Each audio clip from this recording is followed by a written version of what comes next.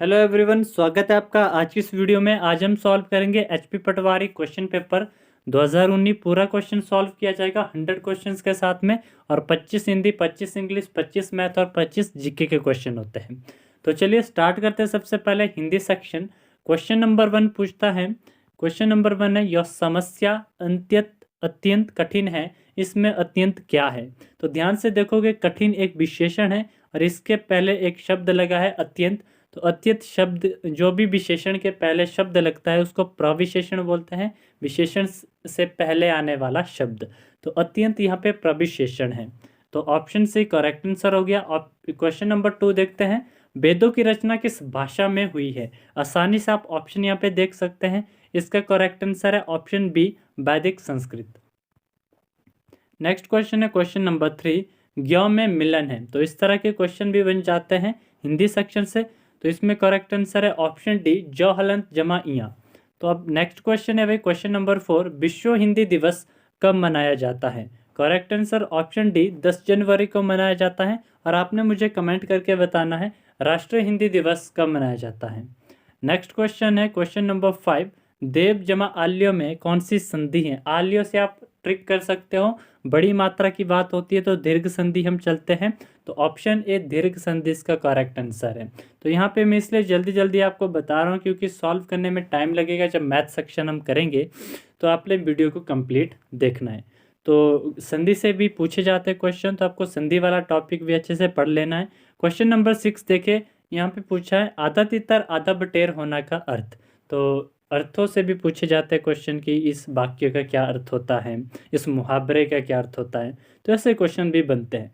तो इसका जो अर्थ होता है, इसका अर्थ होता है बेमेल होना, बेढंगा होना।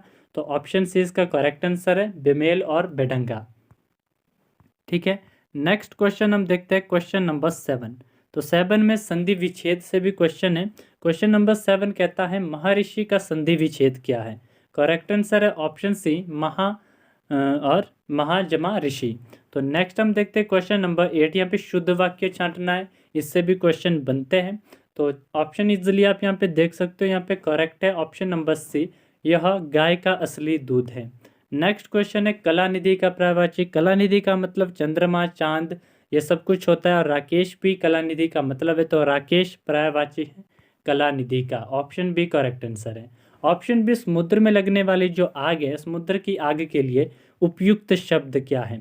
तो इसके लिए करेक्ट आंसर है ऑप्शन सी, बड़वानल कहते हैं समुद्र की आग को। ठीक है, धर्माधर्म में कौन सा समास है। वैसे तो धर्माधर्म में देखा जाए तो इसमें रहता है द्वंद्व समास, क्योंकि धर्म और अधर्म, तो यहाँ पे योजक चिन्ह का आभास होता है जब हम इसका विग्रह करते हैं। तो पर यहाँ पे ऑप्शन में द्वंद्व समास नहीं है, अव्ययभाव समास है। तो ये अव्ययभाव समास रहेगा, क्योंकि अव्ययभाव समास में शब्दों की पुनरावृत्ति होती है। जैसे यहाँ पे धर्म 2 बार आया है। ठीक है, तो अव्ययभाव समास भी ये रहेगा। क्वेश्चन नंबर 12, रिज्जू होता है, रिज नहीं है। रिज्जू का विलोम शब्द क्या, विलोमार्थी क्या है। तो इसका आंसर है वे बकर होता है। Option number C is the correct answer. तो विलोम से भी क्वेश्चन पूछे जाते हैं, ध्यान में रखना है। क्वेश्चन नंबर 13, प्रवीण बड़ी चतुर है, इसमें बड़ी क्या है। अभी मैंने आपको बताया चतुर एक विशेषण, इसके पहले क्या लगा है, बड़ी। तो बड़ी विशेषण से पहले जो शब्द लगते हैं उनको प्रविशेषण कहते हैं। Option A is the correct answer. Option D, जंगम का विलोम शब्द क्या है। जंगम यानी रुकना, एक तरह से स्टक हो जाना, स्थावर हो जाना। तो option C is the correct answer, स्थावर हो जाना। ठीक है, नेक्स्ट है भाई अपनाना क्रिया किससे बनी है। यहाँ पे आप देखो अपना, अपना से बनी है अपनाना क्रिया। तो अपना एक सर्वनाम है, तो सर्वनाम से बनी है अपनाना क्रिया। ऑप्शन सी करेक्ट आंसर है। क्वेश्चन नंबर 16, पेड़ से कई आम गिरे में कौन से कारक का प्रयोग है। पेड़ से आम गिर रहे हैं, आम की जुदाई कहाँ से हो रही है, पेड़ से हो रही है। तो जहाँ पे जुदाई होती है, जैसे अपादान से जुदाई, तो अपादान से जुदाई, अपादान कारक यहाँ पे करेक्ट आंसर है। Option number C. कारक से भी इस तरह के क्वेश्चन बनते, तो आपको हर एक टॉपिक हिंदी के पढ़ के चलना होता है। ठीक है, क्वेश्चन नंबर 17, गीता मंद मंद मुस्कुरा रही है, इसमें मंद मंद क्या है। देखियोगे तो मुस्कुरा रही है, एक क्रिया तो है मुस्कुरा रही है। इसके पहले बताइए कैसे मुस्कुरा रही है। जहाँ पे कैसे शब्द की फुलफिलमेंट हो तो वो बताता है कि ये शब्द क्या है, क्रिया विशेषण का है। तो मंद मंद यहाँ पे क्रिया विशेषण है। तो क्रिया विशेषण से भी आप टॉपिक, यह एक बड़ा टॉपिक रहता है, यहाँ से भी आप पढ़ सकते हो चीज़ें। तो यहाँ से क्वेश्चन बनते हैं। क्वेश्चन 18 है, सूचक का समानार्थक क्या है? सूचक यानी किसी चीज़ को इंडिकेट करना, द्योतक करना। तो ऑप्शन सी द्योतक इसका जो है समानार्थक है। ना बात करें क्वेश्चन नंबर 19 की, तो बिल्कुल सिंपल क्वेश्चन रहते हैं। तत्सम शब्द कौन सा है? सिंपल से शब्द होते हैं, एक तत्सम एक तद्भव होता है। तत्सम होता है जो संस्कृत के पुराने शब्द हैं, है ना। तद्भव होता है जो आजकल बोले जाते हैं, आज बोलचाल में लाए जाते हैं। तो यहाँ पे आप देखोगे तत्सम संस्कृत का पुराना शब्द कौन सा आपको लग रहा है? उज्ज्वल ऐसा नहीं लिखते हैं, ये गलत है, ये भी नहीं होंगे। उजाला आजकल बोलते हैं, तो इसलिए ये उज्ज्वल, ऑप्शन ए वाला उज्ज्वल यहाँ पे करेक्ट आंसर है तत्सम शब्द के लिए। क्वेश्चन नंबर 20 पूछा है छंद से, तो छंद भी आपको पढ़ना पड़ता है। क्वेश्चन नंबर 20 बोलता है मंगल भवन अमंगल हारी, हरऊ नाथ मम संकट भारी। इसमें छंद कौन सा है? तो इसमें करेक्ट आंसर है ऑप्शन ए चौपाई छंद है। तो इसमें मात्राओं का कुछ गिनना रहता है, तो वो आपने टॉपिक ठीक से पढ़ना है तो तब ध्यान में रहेगा, ठीक है। क्वेश्चन 21, पन प्रत्यय वाला शब्द। प्रत्यय जो शब्दों के अंत में लगे और उपसर्ग जो शब्दों के शुरुआत में लगे। तो पन प्रत्यय देखना यहाँ पे किसमें? पन घट, घट में तो घट है प्रत्यय, तो ये नहीं होगा। औपन, औपन में क्या आ रहा है?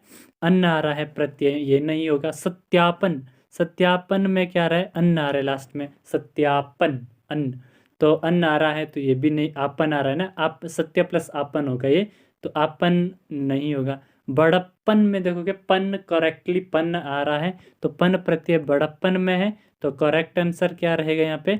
बड़प्पन करेक्ट आंसर रहेगा, ऑप्शन बी।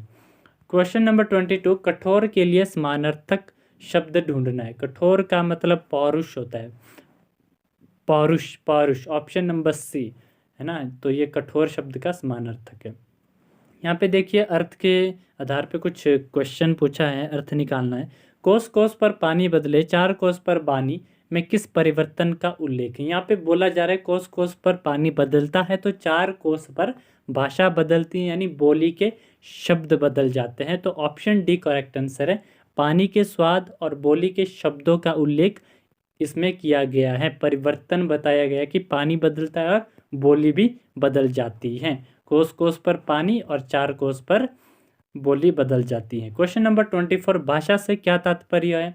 तो सिंपल सी बात होती है, भाषा मतलब जो हम बोलकर व्यक्त कर सकते हैं, लिखकर व्यक्त कर सकते हैं। भाषा जो सुनकर भी हम व्यक्त कर सकते हैं, है ना, इमेजिन कर सकते हैं, अंदर से कुछ शब्द आएंगे, वो भाषा है। ध्वनियात्मक शब्दों द्वारा विचार प्रकट करना भाषा है। ध्वनियात्मक शब्दों द्वारा विचार प्रकट करना भाषा होता है, ऑप्शन नंबर सी। अव्ययभाव समास का उदाहरण। तो यहाँ से आपको पता चला डेफिनेशन से भी क्वेश्चन आंसर बन जाते, तो आपको हिंदी ग्रामर में जो भी डेफिनेशंस रहती हैं टॉपिक की, वो ध्यान से पढ़नी है। क्वेश्चन नंबर 25 देखते हैं। तो चलिए क्वेश्चन नंबर 25 बात करता है, इसमें अव्ययभाव समास का उदाहरण बताना है। तो ये भरपेट ऐसे ऐसे जो उदाहरण रहते हैं, ये अव्ययभाव के उदाहरण आप इजीली पढ़ सकते हो समास में। जब आप पढ़ोगे तो पूरे अव्ययभाव के उदाहरण भी आपको मिलेंगे, वो आप पढ़ सकते हो कौन कौन से अव्ययभाव में आते हैं, है ना। या तो ट्रिक ऐसी भी रहती हैं, ऐसे समास जो दूसरे समास में आपको मेल नहीं खाते, द्विगुणीय, द्वंद्वनीय है, बहुब्रीहीय है, तो वो अव्ययभाव में आपने डाल देने, ठीक है। तो भरपेट यहाँ पे उदाहरण था इसका। तो चलिए अब स्टार्ट करते हैं इंग्लिश सेक्शन। तो इंग्लिश में कुछ बातें इसमें पूछी गई। क्वेश्चन नंबर 20 से 27 में यहाँ पे बोला है अल्टरनेटिव निकालना है जो बेस्ट एक्सप्रेस करेगा meaning of the given word, ठीक है। अल्टरनेटिव वर्ड बताना है।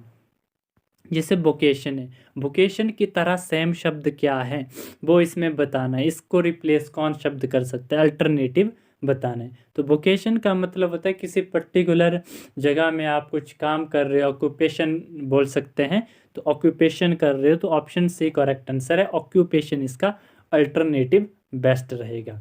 इम्पीरियस का मतलब होता है प्राउड, तो ऑप्शन ए प्राउड यहाँ पर करेक्ट आंसर है। नेक्स्ट हम देख सकते हैं 28 से 31 में आपको डिटर माइनर चूज करना है फ्रॉम गिवन ऑप्शन, ठीक है। तो सिंपल सा है, she will have been served food is in. तो आपको यहाँ पे बताना है कौन सा टेंस है।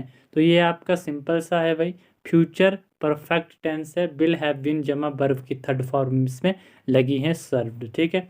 Future perfect tense option D correct answer है। तो टेंस से भी इस तरह से क्वेश्चन बन जाते हैं। Question 29, this lesson is dash difficult, यानी कि this lesson is very difficult, option number B यहाँ पे करेक्ट रहेगा। Question number 30, a word or law no longer in use is called. तो वन वर्ड सब्स्टिट्यूशन का क्वेश्चन है भाई, इस तरह से भी क्वेश्चन पूछे जाते हैं। तो एब्सोल्यूट यहाँ पे इसका करेक्ट आंसर है। I love my book so that I cannot so much I so that I can not part dash them. तो मैं इनके टुकड़े टुकड़े नहीं कर सकता हूँ वाला, तो यहाँ पे विद रहेगा, तो ये यहाँ पे फिल करेगा करेक्टली, ठीक है। I can not part with them, ठीक है। Choose the word that is spelled correctly from the given alternative. तो ये भी रहता है भाई, यहाँ से भी क्वेश्चन रहते हैं। यहाँ पे ऑप्शन ए करेक्ट यहाँ पे स्पेलिंग है, DECEIVE, धोखा देना होता है डिसीव, ठीक है। नेक्स्ट हम बात करते हैं क्वेश्चन नंबर 33 की। तो 33 बात करता है भाई आर्टिकल के बेस्ट पे भी क्वेश्चन आते हैं। तो यहाँ पे आर्टिकल की बात कही गई है, he is dash one eyed person. One एक कॉन्सोनेंट साउंड दे रहा है, तो कॉन्सोनेंट के आगे लगता है ए आर्टिकल, तो ऑप्शन बी करेक्ट आंसर होगा। तो आर्टिकल के ऊपर भी आप टॉपिक है पूरा पढ़ सकते हो। Question number 34, choose the correct synonym of Audacity. Audacity का मतलब होता है कोई बहुत बड़ा रिस्क लेना, बोल्ड रिस्क लेना, जिसको हम बोल सकते हैं। तो बोल्डनेस इससे मेल खाता है, तो सिनोनिम ऑडासिटी का बोल्डनेस है, ऑप्शन डी इसका करेक्ट है। Choose the correct antonym of malice, इसका एंटोनिम देखना है। तो देखिए इसका सिनोनिम क्या रहता है, सिनोनिम इसका इलबिल है, ये हेट स्पाइट, मतलब इलबिल इसका करेक्टली सिनोनिम रहता है। तो एंटोनिम इसका होता है गुडविल, अच्छा ठीक है, गुडविल इसका सिनोनिम होता है। Now choose the correct option of indirect form of speech. तो डायरेक्ट और इनडायरेक्ट स्पीच से भी क्वेश्चन बनते हैं। तो यहाँ पे आप देखोगे question 36, the teacher said to the students let us start a new lesson. तो यहाँ पर करेक्ट आंसर आपका है option number D, the teacher suggested to the students that they should start on new lesson. तो इसमें simple सा रहता है भाई, ऑब्जेक्ट को मतलब सब्जेक्ट बनाकर फिर सब्जेक्ट से वर्ब की थर्ड फॉर्म जो है बनानी होती है, जो वर्ब यूज़ हुई। बाकी दैट का यूज़ भी किया जाता है कनेक्ट करने के लिए, पूरे रूल रहते हैं जो आप ध्यान से देखोगे पढ़ोगे, ठीक है। Question 37, he said to his teacher good night sir. तो सिंपल सा इसको आप चेंज करोगे इनडायरेक्ट में, he respectfully bade his teacher good night. तो सिंपल सी बात है, ही का हीज बन जाता है, ठीक है। नेक्स्ट क्वेश्चन है भाई क्वेश्चन नंबर 38 से 43। यहाँ पे हमने अंडरलाइन वर्ड के सिनोनिम बताने। पहला प्रोहिबिट है, तो प्रोहिबिट का सिनोनिम, प्रोहिबिट होता है किसी चीज़ को बैन कर देना, मना कर देना, ठीक है, अलाउ नहीं करना। तो बैन यहाँ पे इसका सिनोनिम है, ऑप्शन सी करेक्ट है। Question 39, regret. रिग्रेट का ऑप्शन डी, रिपेंट इसका करेक्ट आंसर है, ये सिनोनिम है इसका। बिमिसिकल, बिमिसिकल का देखो तो इसका करेक्ट आंसर है ऑप्शन नंबर ए, अम्यूजिंग इसका सिनोनिम है बिम्जिकल, ठीक है। और क्वेश्चन नंबर 41 देखते हैं, इंटरमिटेंट। इंटरमिटेंट होता है छोटे छोटे गैप में कुछ है ना, इंटरमिटेंट या रिपीटिशन में पीरियोडिक करके कुछ है। तो ऑप्शन सी करेक्ट आंसर है इसका, सिनोनिम इंटरमिटेंट का पीरियोडिक है। ऑब्स्टिनेट पूछा था, तो ऑब्स्टिनेट का होता है स्टबबॉर्न, सिनोनिम है इसका ये, यहाँ पे ऑप्शन बी करेक्ट आंसर है। और कार्डिनल में यहाँ पे देखोगे करेक्ट आंसर है option number V, cardinal cardiac से रिलेटेड होता है। अब यहाँ पे हमने अल्टरनेटिव चूज़ करना है जो बेस्ट फिट करता है फिल को। तो 44 में ही डील्स इन स्टेशनरी होता है, ऑप्शन डी करेक्ट आंसर यहाँ पे रहेगा। अगर पर्सन की बात होती डील्स विद, तब विद लगता। एट सब्जेक्ट्स के लिए, फिजिक्स केमिस्ट्री के लिए टेबल के ऊपर कोई बुक रखिए तब आप ऑन लगाओगे। तो इस तरह के रहते हैं, आप आर्टिकल में इसको प्रपोजिशन में आप इस टॉपिक को पढ़ोगे। यहाँ पे क्वेश्चन नंबर 45 है, the tiger was killed by the hunter, ठीक है, बाय लगेगा यहाँ पे, ऑप्शन बी करेक्ट आंसर है। Question 46, he is weak dash chemistry, at chemistry होगा, option number A correct answer है। Choose the right sentence. तो यहाँ पे Kalidas is the Shakespeare of India, ये सब में से करेक्ट आंसर है, तो option A is the correct. Question number 48, be reached safe and sound, beach part of speech sound is. तो साउंड क्या है यहाँ पे, एडवर्ब है। एडवर्ब जो नाउन और वर्ब के साथ या प्रोनाउन के साथ एक्स्ट्रा ऐड हो, जैसे यहाँ पे very safe and sound, sound यहाँ पे एक्स्ट्रा ऐड हुआ तो एडवर्ब है ये। तो ऑप्शन बी करेक्ट आंसर यहाँ पे रहेगा। 49 है correct gender of fox. Fox का करेक्ट जेंडर होता है विक्सिन, VIXEN, ठीक है। और यंग वन ऑफ शीप होता है ऑप्शन बी लैम्ब होता है। तो ये 2019 का क्वेश्चन पेपर था, बहुत बेसिक और इजी क्वेश्चन पेपर है। तो इस तरह के टॉपिक से जो क्वेश्चन उठाए जाते हैं।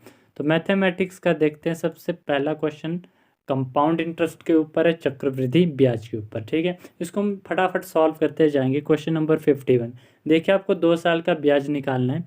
फर्स्ट ईयर में आपने निकालना है 1000 का 10% कितना है, 1000 का 10% 100 होगा।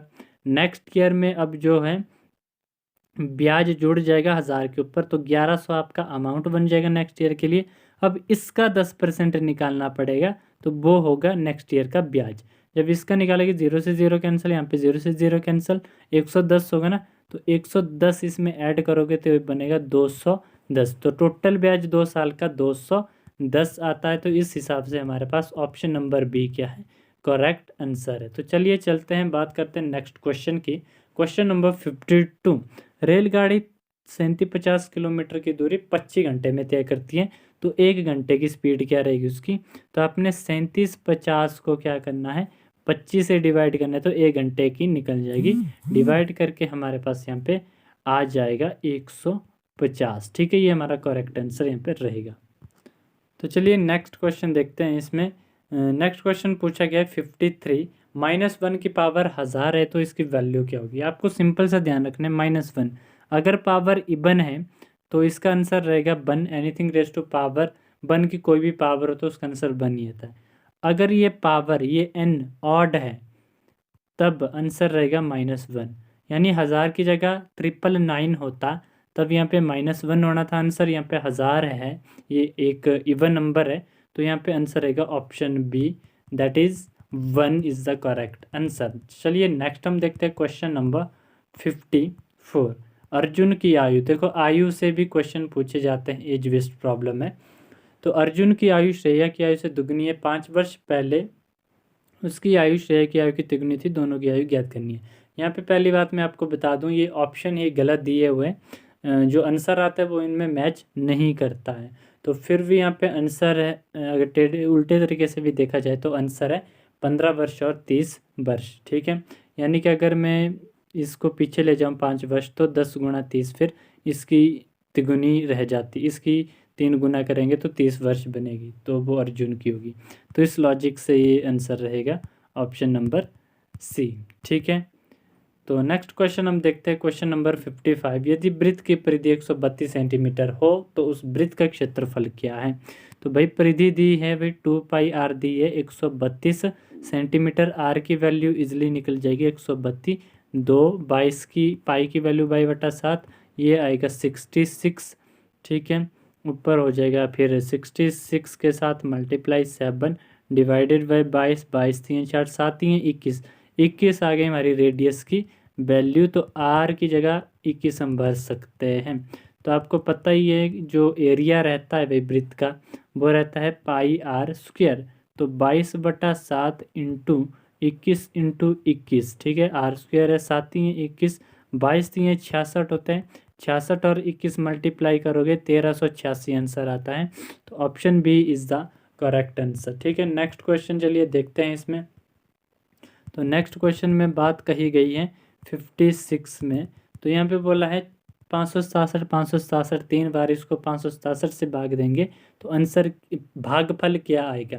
तो भागफल आता है इसमें 100 100। तो सिंपल सा लॉजिक है, जब डिवाइड करोगे 1 से जाएगा, उसके बाद 0 से जाएगा दोबारा, फिर 0 से, फिर ऊपर से पूरा 567 उतरेगा, फिर 1 से। तो इस करके ये ऑप्शन सी यहाँ पे करेक्ट आंसर है। तो ऐसा ध्यान रखना कि इस तरह के क्वेश्चन आते हैं सॉल्व करने को। क्वेश्चन 57 बात कर रहा है 3/4 की पावर 7 है इंटू 4/3 की पावर 7 है।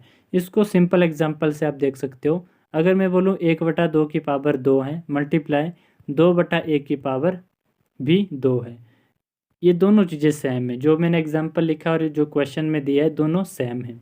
अगर मैं इसको सॉल्व करूँ 1/4 ये 4/1 काट के कितना आ रहा है, आंसर 1 ही आ रहा है। ऐसा ही यहाँ पे होगा, जितनी वैल्यू नीचे बनेगी उतनी वैल्यू ऊपर बनेगी, जितनी यहाँ पे उतनी ऊपर, यहाँ पे उतनी उतनी ऊपर। तो जब ये बनेगी तो ये कैंसिल आउट करेगा इसको, ये कैंसिल आउट करेगा इसको, तो आंसर आएगा 1, ऑप्शन नंबर ए यहाँ पे करेक्ट आंसर है 57 का।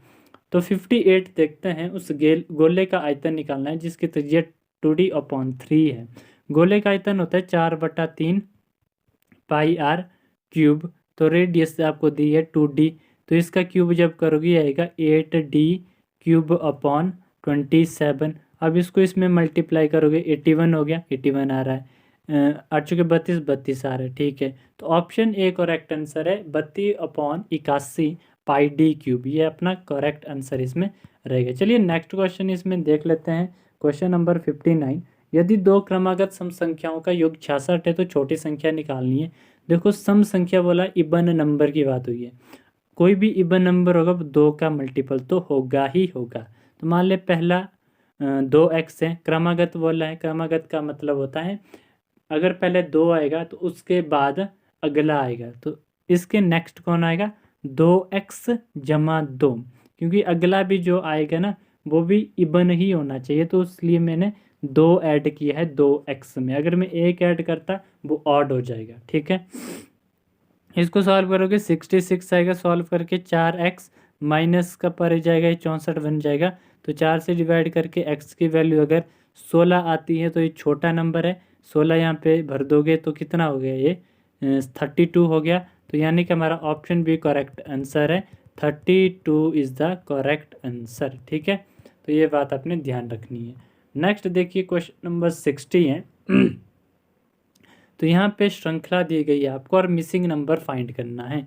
2 में 3 जोड़ोगे 5 आता है, 3 एकम 3 जमा 2 में जोड़ा, 3 दूणे 6, 5 + 6 11, फिर वही 3 3 9 20 होगा, 3 चौके 12 32 होंगे, फिर 3 पंजे 15 47 होंगे, ठीक है। 3 छीके 18 18 इसमें जोड़ोगे आप, सिंपल सी बात है भाई।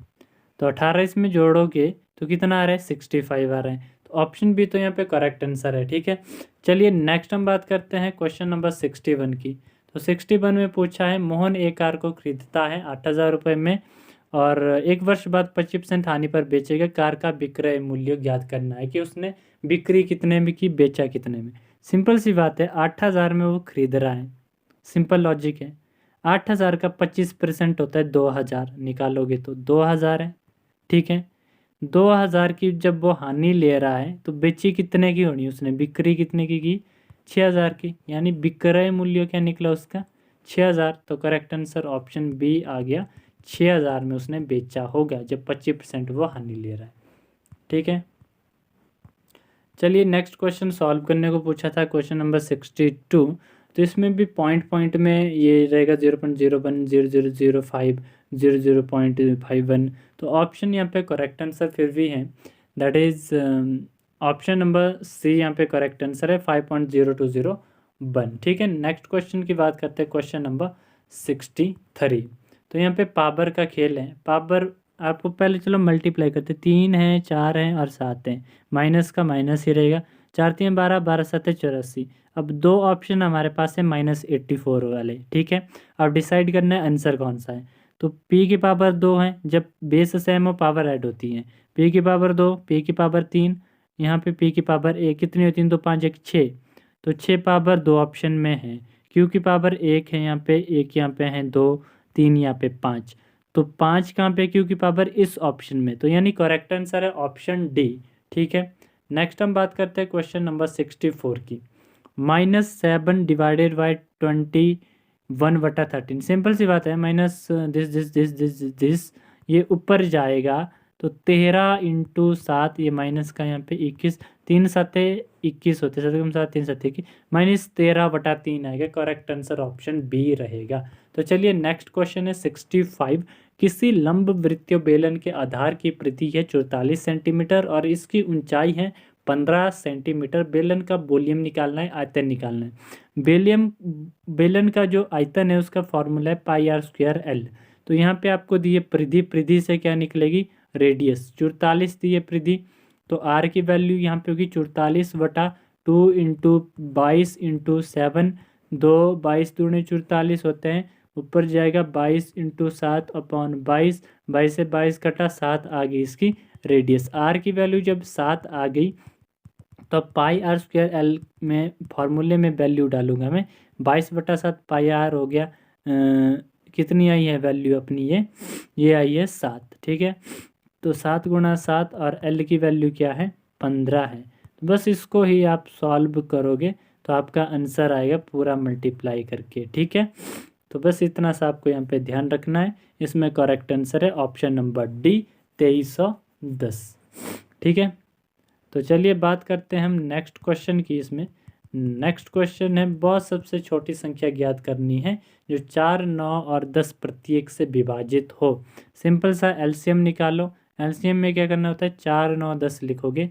10 4 मतलब बड़ी संख्या को कुछ ऐसा बनाओ जो अपने से छोटी संख्या से डिवाइड हो जाए।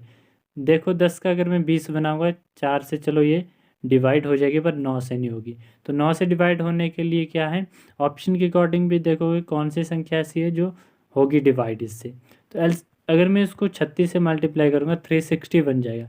अब ये तीनों से डिवाइड हो जाएगी 360, तो यानी कि 360 इनका एलसीएम है। एलसीएम यानी लास्ट वाला जो नंबर है, बड़ा नंबर, उसको ऐसा बनाओ ताकि वो छोटी संख्याओं से डिवाइड हो जाए। ऐसे एलसीएम निकालते हैं। तो यहाँ पे छोटी संख्या वैसे भी 360 ऑप्शन में भी, तो ये करेक्ट आंसर है। ये 4, 9, 10 से डिवाइड हो रही है। 67 का देखोगे, एक व्यक्ति के वेतन में 10% वृद्धि होती है यदि उसका नया वेतन 1,54,000 है तो उसका मूल वेतन क्या होगा। सिंपल सी बात आपने ध्यान रखनी है, 1,54,000 का मतलब क्या है, ठीक है। 10% क्या हो रही है इसमें, वृद्धि।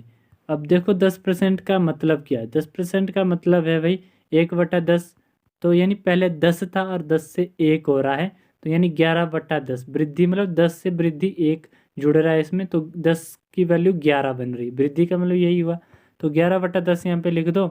जो अब आंसर आएगा that is option number C, 1040 आपका करेक्ट आंसर यहाँ पे रहेगा, ठीक है। चलिए भाई नेक्स्ट बात करते हैं। नहीं, यहाँ पे बोला था वृद्धि के बाद वेतन आपका इतना हो जाता है। देखो यहाँ पे 1/10 जो बोल रहा था, 11/10, ये वृद्धि के लिए होगा। जब आपने मूल वेतन निकालना है, पिछली वैल्यू निकालनी है, तो इसको उल्टा लिखना है, 10/11 लिखना है। तो इसको 10/11 लिखिए, जो आपका आंसर आ जाएगा यहाँ say that is your answer. वही है, इसको डिवाइड करोगे, 11 कम 11 हो जाएगा, 4 बचेगा, 11 चौके 44, तो 1 4 हो गया, 4 0 1 4 0 लगी, 1,40,000 हो गया। Option number C is the correct answer, ठीक है। तो यानी उल्टा करना था, वृद्धि के लिए 11/10 करोगे 10% का। अगर आपने मूल वेतन निकालना है और ये तो नया वेतन था, तब आपने उल्टा लिखना था, 10/11 लिखना था, ठीक है। तो ये था यहाँ पे, ठीक है। नेक्स्ट क्वेश्चन है भाई 68। तो यहाँ पे इसको बस सॉल्व करना था, तो सिंपल सा रहना था, 56 - 45 जमा रूट एक्स को परे भेज दो, -17 इधर आएगा, तो ये हो जाएगा रूट एक्स यहाँ पे माइनस का ना, तो माइनस माइनस ऐड हो जाएगा, 62 हो जाएगा ऐड होके 56, यहाँ पे माइनस का रूट एक्स हो जाएगा। तो ये जब होगा ये माइनस का 6 आएगा, इधर रूट एक्स माइनस का है, स्क्वेयरिंग बोथ साइड करेंगे, root cancel, x minus minus cancel, x की वैल्यू 6 का स्क्वायर 36। तो option A is the correct answer इस क्वेश्चन का। तो चलिए नेक्स्ट बढ़ते हैं अगले क्वेश्चन में। वीडियो अच्छी लगी हो लाइक कर सकते हो, और बाकी इसी तरह के अगर और भी क्वेश्चन पेपर जो आपको सॉल्व चाहिए हैं, आप कमेंट कर सकते हो यस, एंड अगली वीडियो आपको मिलेगी, चैनल को सब्सक्राइब कर सकते हो। तो आप यहाँ पे ध्यान देखोगे, इसका घनमूल निकालोगे, क्यूब रूट निकालोगे, तो ये ऑप्शन इसमें मैच ही नहीं कर रहे, मैच नहीं करते हैं, तो इसका करेक्ट आंसर है ऑप्शन नंबर डी, इनमें से कोई नहीं। तो आप देख सकते हो किस किस तरह से क्वेश्चन पूछे थे एचपी पटवारी 2019 में, ठीक है।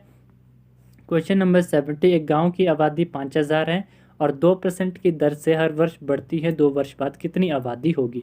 यहाँ पे आपको मैं सिंपल लॉजिक बताता हूँ, 5000 बढ़ने का बोला हो ना, तो 2% का मतलब देखो क्या होता है, 2% का मतलब होता है 2/100, तो इसको डिवाइड करोगे 1/50, यानी पहले 50 थी आबादी, अब 1 बढ़ रही है तो यानी परसेंटेज के हिसाब से 51/50 होगी। अब यहाँ पे 51/50 2 बार लिखोगे, वो जो अब इसको सॉल्व करेंगे आप ना, वो जो वैल्यू मिलेगी वो आपका आंसर है। 0 0 0 0, 2 0 कैंसिल, 5 से 5 कैंसिल हो जाएगा। कुंजा का आप स्क्वायर करोगे, उसको 5 से डिवाइड करोगे, ठीक है, तो वैल्यू आ जाएगी बाद में ऑप्शन नंबर सी 5202। ये आपका करेक्ट आंसर यहाँ पे रहने वाला है। नाउ नेक्स्ट बात करते हैं क्वेश्चन नंबर 71 की। तो 71 में बोला 240 मीटर लंबी रेलगाड़ी खंबे को 16 सेकंड में पार करती है। यहाँ पे रेलगाड़ी की जो लेंथ होती है उसको डिस्टेंस मानना है, 240 मानना है। डिस्टेंस अपॉन टाइम क्या होता है, स्पीड, वही तो हमने निकालनी है। अब यहाँ पे ध्यान रखिएगा मीटर में है और सेकंड में दिया है टाइम, मीटर में दिया है डिस्टेंस। आंसर क्या दिए हैं, किलोमीटर प्रति घंटा में। तो सिंपल सा लॉजिक है, आप इसको क्या करोगे, जो ये वैल्यू है मीटर पर सेकंड की वैल्यू को मल्टीप्लाई करोगे 18/5 के साथ।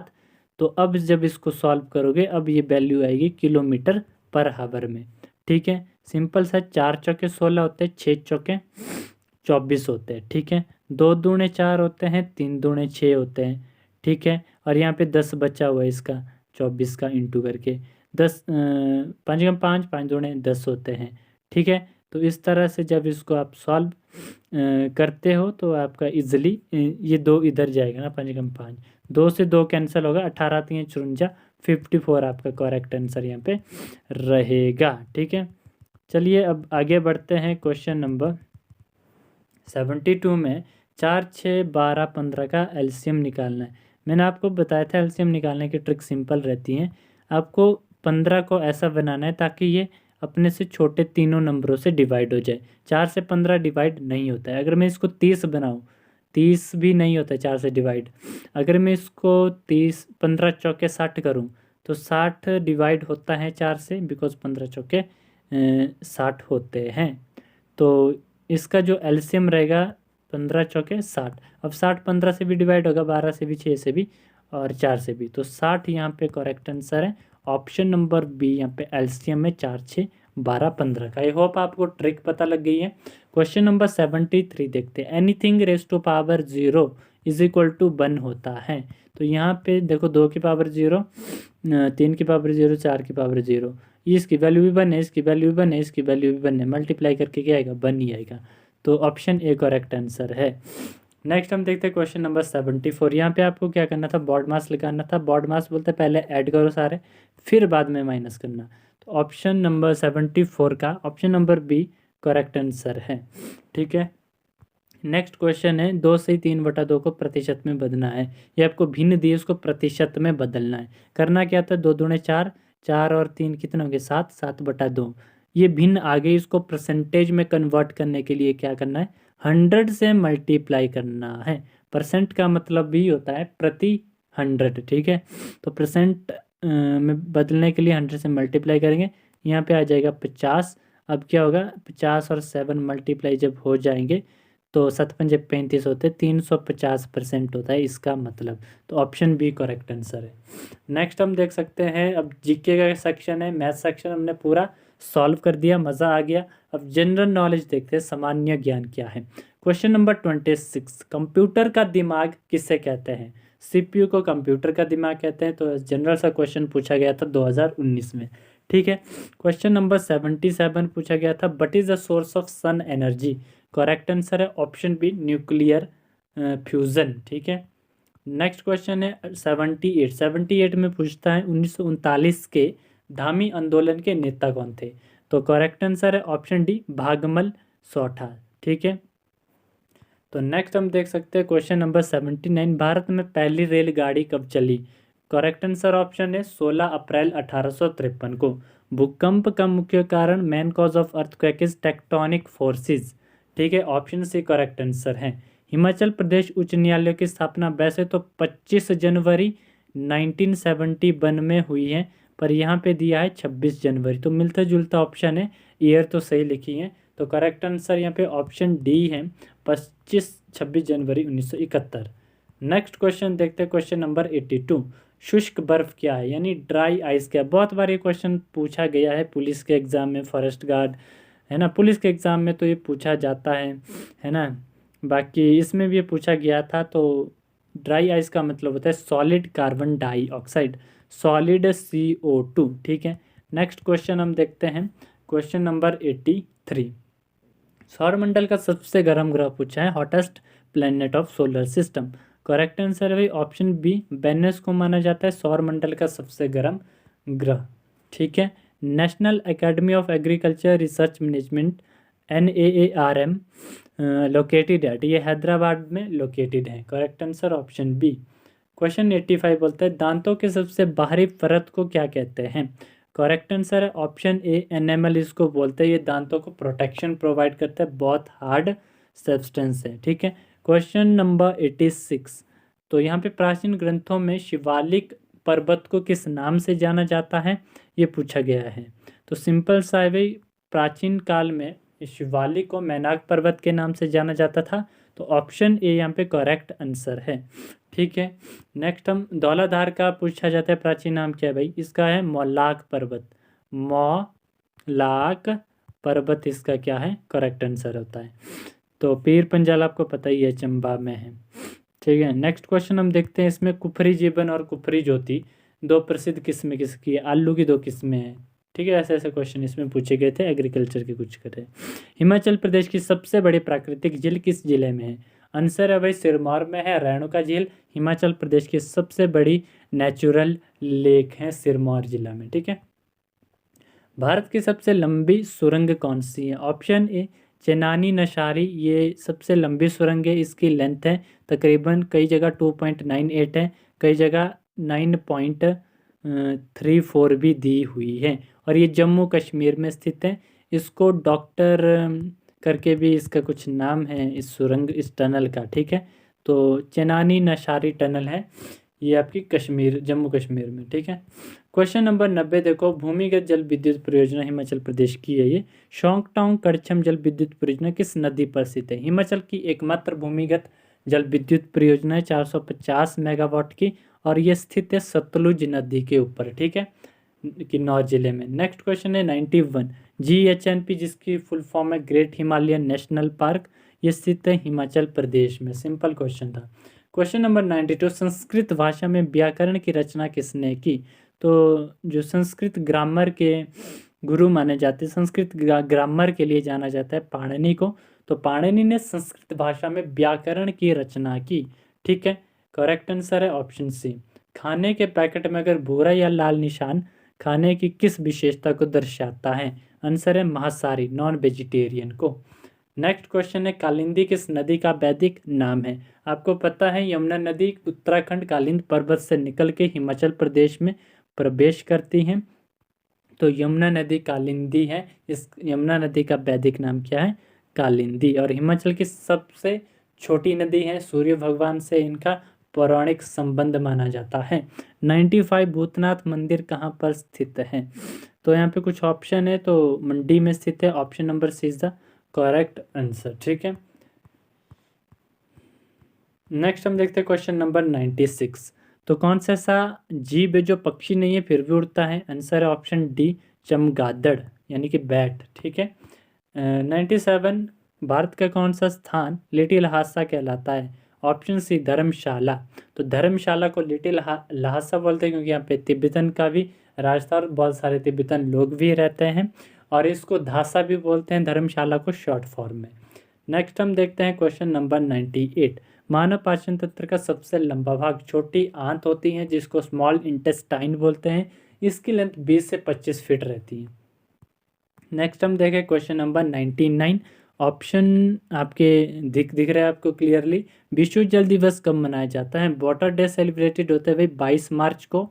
ऑप्शन ए करेक्ट आंसर है। तो आपको ये ध्यान में रखना है, डेज से भी क्वेश्चन बनते हैं तो आपको पढ़ने चाहिए डेज भी। ठीक है, 100 पत्तों का रंग किस तत्व के कारण होता है। पत्तों का हरा रंग किस तत्व के कारण होता है। तो आंसर है क्लोरोफिल के कारण लीव्स का कलर जो है ग्रीन होता है। आई होप आपको वीडियो अच्छी लगी हो, है ना, आपको मज़ा आया हो। वीडियो में हमने पूरा क्वेश्चन पेपर 100 के 100 क्वेश्चन पेपर जो है अभी 40 मिनट के अंदर सॉल्व कर दिए हैं।